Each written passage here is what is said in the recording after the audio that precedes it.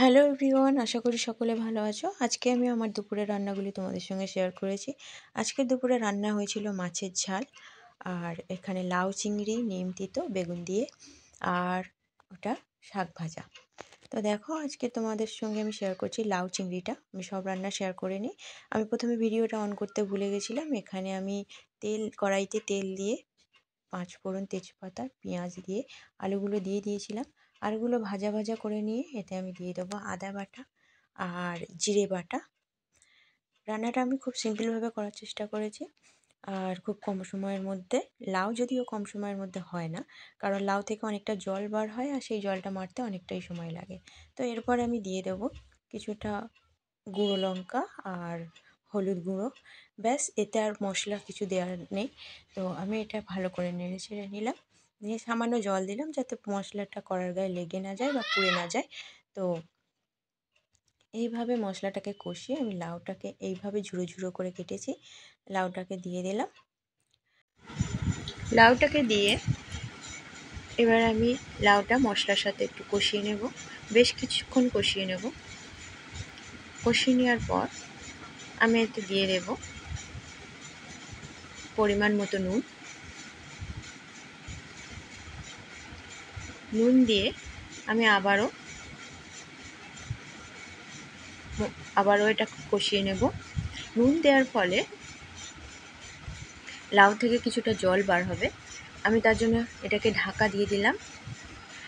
ঢাকা খুলেছি, দেখো কিছুক্ষণ পর ঢাকা খুলে দেখো বেশ কিছুটা জল বার হয়েছে, লাউটা খানিকটা সেদ্ধ হয়ে গেছে। তো এইভাবে নেড়ে চেড়ে লাউটাকে রান্না করতে হবে, লাউয়ের জল যাতে একদম না থাকে সেই জন্য। তো এইভাবে আমি এখন দিয়ে দিলাম যে চিংড়িটা আগে থেকে ভেজে রেখেছিলাম, সেই চিংড়ি দিয়ে আমি একটু আবারও কষিয়ে নেব। কষিয়ে নিয়ে আবারও একটু ঢাকা দিয়ে দেব। ঢাকা খুলে দেখো আমার লাউ থেকে যে জল বার হয়েছিল সেই জলটা অনেকটাই মরে গিয়েছে, আর লাউ চিংড়িটা আমার প্রায় শেষাগত। এতে আমি আর কোনো রকম মশলা দেবো না, আলুও সেদ্ধ হয়ে গেছে। ভিডিওর মাঝখানে বলে রাখি, যারা চ্যানেলটিকে এখনও সাবস্ক্রাইব করোনি তারা সাবস্ক্রাইব করো প্লিজ। যারা সাবস্ক্রাইব করেছো তাদের জন্য অনেক ধন্যবাদ। ভিডিওটি ভালো লাগলে লাইক করো, শেয়ার করো। লাউ চিংড়ি রেডি প্রায়, আর যেটুকু পরিমাণ জল আছে সেটুকু আমি নেড়ে নিয়ে জলটাকে একদম মেরে নেব। তো লাউ চিংড়ি রেডি, এবার আমি এটাকে ঢেলে নেব।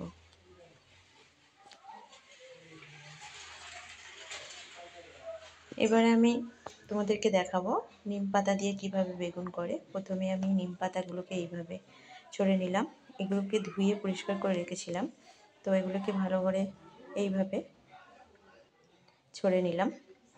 তো কড়াইতে সামান্য পরিমাণ তেল দিলাম, দিয়ে নিম পাতাগুলোকে দিয়ে দেব। নিম পাতাগুলো দিয়ে ভালো করে লাল লাল করে ভেজে নেব।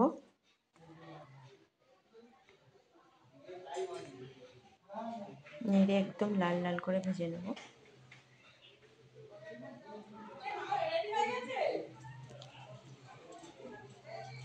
লাল লাল করে ভেজে নেওয়ার পর এগুলো একদম মুচমুচে হয়ে যাবে, হাত দিয়ে ভাঙলেই গুঁড়ো হয়ে যাবে। আর আমি আগে থেকে বেগুন ভেজে রেখেছিলাম, বেগুনটা নুন হলুদ মাখিয়ে ভেজে রেখেছিলাম এইভাবে ছোটো ছোটো কেটে, আর এর সঙ্গে মাখিয়ে নিলে রেডি বেগুন দিয়ে নিম পাতা। এবার দুপুরে লাঞ্চ আমার পুরো রেডি হয়ে গেছে, এখন খাওয়ার পালা।